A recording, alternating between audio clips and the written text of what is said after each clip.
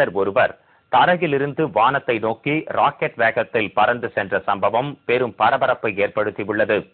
தமிழ்நாட்டில் உள்ள பிரசித்தி பெற்ற தலங்களில் திருவண்ணாமலை அருணாச்சலேஸ்வரர் ஆலயம் குறிப்பிடத்தக்கது.